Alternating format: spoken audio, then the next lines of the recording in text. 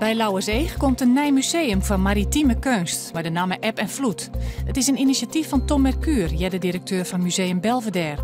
Het nieuwe museum zult tussen de 3 en 4 miljoen kosten en het wordt benammen gefinancierd door de provincie Greenslaan. In 2014 gaat het open. Er is een 17-jarige dragster aangehouden voor een oerval op een goudhandelaar in maart verleden jaar aan het Riethuisplein in Drachten. 2 mannen maar bivakmutsen op en een vuurwapen eerst geen jild. De eigenaar rekken mij haar in gevucht en pakte het wapen aan. Jesper Hospes waard juster voor de 3e keer achteren waar Nederlands kampioen op de kwarte baan. Op een lemmer wie de reetrieder van het Heerenveen de sterkste van 44 deelnemers.